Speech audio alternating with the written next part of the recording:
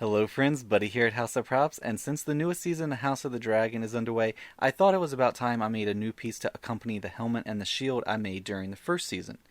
One of the pieces that has been sticking out to me is Damien's dagger he always carries with him, and it was featured prominently in the very first episode of the series at the tournament during the fight between Daemon and Criston Cole.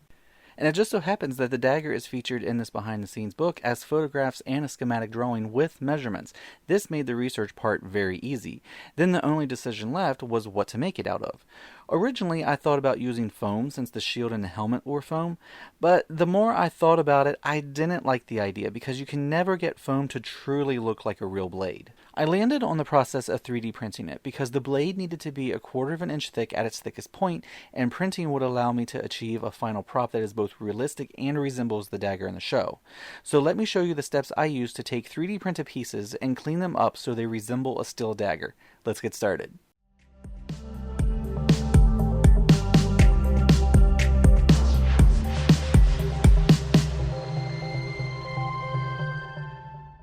Having the drawing from the book was really useful. I was able to scale up the image and base all my measurements off of that.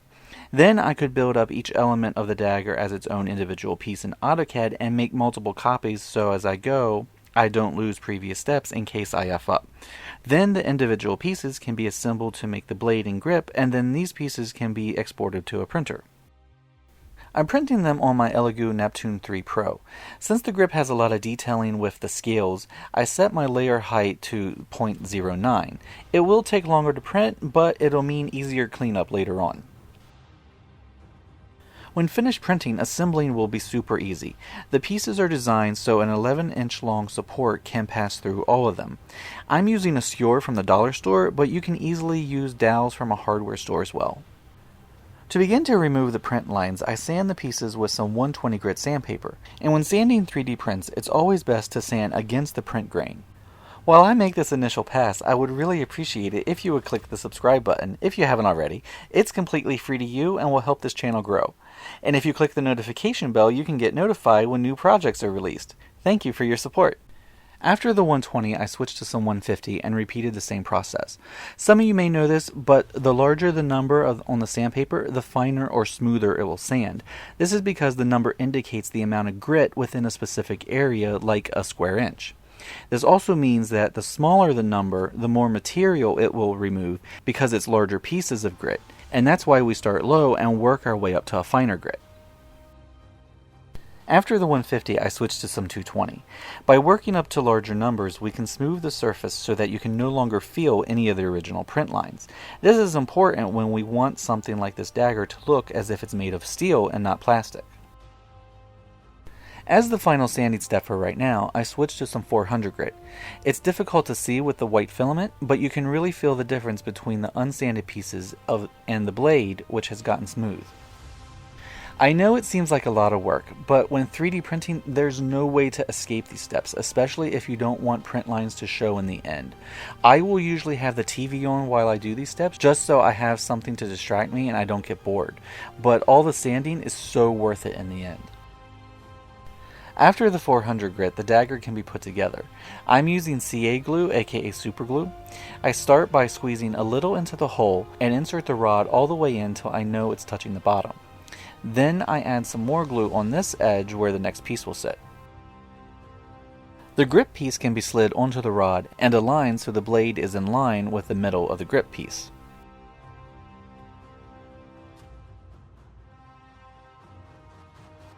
Then a few drops of zip kicker will cure the glue so you can continue instantly without needing to wait for the glue to air dry. Then the top piece of the dagger can be glued onto the grip by using the same steps as before. And now we finally have the dagger in all its assembled glory. To fill the seams between the pieces, I'm using some glazing and spot putty and applying it with a palette knife because you want to avoid this getting on your skin if possible because it is toxic. The putty does shrink as it dries, so I apply enough so that when it does, it won't expose the seam again. And when applying, you want to really press the putty into the gap so it fills the opening, otherwise it may just stay on the surface and could potentially crack open later on. While working, I found that using a scrap piece of EVA foam really helps to smear the putty into the gap between the blade and the grip. With prints, there may be some spots that have some unwanted texture, usually where the supports were, so I will also cover these areas with this initial pass of putty. Once the putty is dry, I sand it down with the 400 grit sandpaper and try to get it as smooth as possible.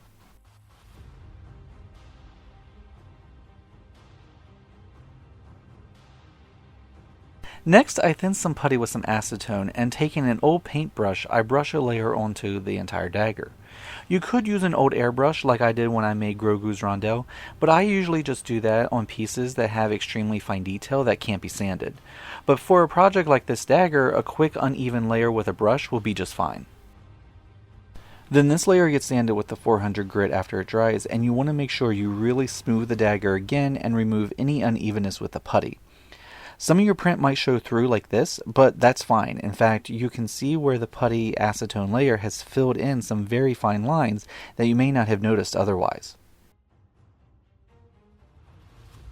Once the dagger was again sanded smooth, the entire piece can be sprayed with some 2-in-1 filler and sandable primer.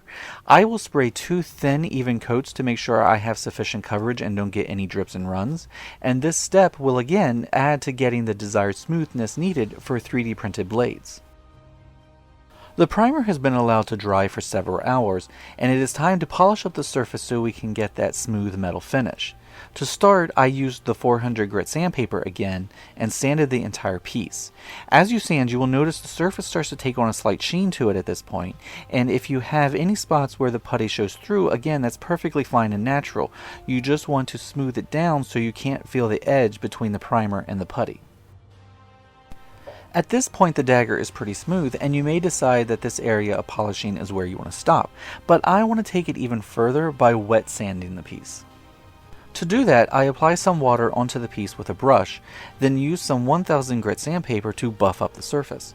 Wet sanding like this with a very high grit will leave you with a silky smooth surface that no one will ever suspect was a 3D print.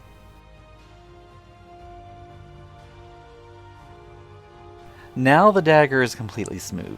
The print lines are gone or hidden, and we can begin the painting process. When painting items to look like metal, I always base my pieces with 3 coats of a glossy black spray paint. For this, you could use a cheap brand like what I'm using. Just let it dry for about a half hour between coats. The reason you want a really shiny black as a starting surface is because it will really make the metallics pop and look like realistic metal. After the black has dried, you can really see how all that sanding paid off by how smooth the paint is looking. Then it's time to spray the dagger with some metallic silver. Now, for this project, the only part that remains silver are the blade, the tang area, and inside of this pommel piece. The scales, the peg holes, and the outside of the circles are painted black and gold, but I'm not going to worry about taping all this off. I'm just going to go ahead and spray thin coats to build up coverage on the metallic areas. This is after 2 light dusting sprays. I found that with metallics it's best to build up layers of spray because the metallics like to run more so than other paints. I don't know if it's anything to do with the brands or if it depends on the carrier fluid, but light dustings will leave you a clean, bright finish free of drips and runs. Now, the metallic areas on the grip we want to darken a little so they're not so bright. To start, I'm using this metallic tin acrylic that I'm thinning with some regular rubbing alcohol. This can be loaded into an airbrush and the grip can be sprayed with a thin layer. Rubbing alcohol works great as a thinner because it evaporates quickly so you can avoid the paint running, and it'll dry faster than if you use a brush. You can see now how there is a slight difference between the metallic of the grip and the blade. Now, to darken the grip just a little bit more, I'm spraying a very thin dusting of black acrylic over it. You don't want it to go super dark, just to tint it ever so slightly to looking like unpolished steel. After the airbrushing has dried, I paint the scales on either side of the tang with a black acrylic. I'm using a fine bristle angle brush. The angle tips help when following along the scale's edges and when needing to delicately reach into small spaces. The outside of the circles gets the same black, and since the surface is so smooth, I did need to apply 2 coats to get even coverage, so I could avoid visible brush marks. Then the rivets that symbolically hold the scales onto the tang can be dabbed with a metallic gold or warm bronze enamel. and the accent piece on each circle can be painted with the same bronze or gold, but these are meant to be subtle, so I didn't coat them completely, just one pass with the paint. After all that is dry, the grip can be sprayed with some satin clear coat. This will give the acrylic a slight sheen and protect the paint from getting damaged, but if you get any of it on the blade, it will dull the metallic shine and it won't look as clean. And with that, the dagger is complete. You can see here with the blade how all that sanding paid off in order to achieve a really smooth, clean blade in the end, and it even helped smooth out the grip and the pommel. By spending the time like that, you can end up with a prop that will have your friends saying, "No way is that a 3D print." So that's the process I used to make Daemon Targaryen's dagger. It has been in countless scenes, but it has rarely been featured, so here's hoping they allow him to use it again at some point during the series. I hope you liked this video. If you did, please give it a thumbs up, or if you have any comments or questions, leave those below and I'll respond to them. And if you want to make one of these for yourself, I'll put a link to the files in the below description. Again, if you like the build, give it a thumbs up, share it with all your friends and family, subscribe to my channel for more projects and builds, and I'll catch you on the next one. Have a great day. And remember, if you are building any of my builds or using any of my templates, feel free and tag me at House of Props on Instagram, Twitter, and TikTok, because I would really like to see your fantastic work. Thank you for watching, and I'll see you next time.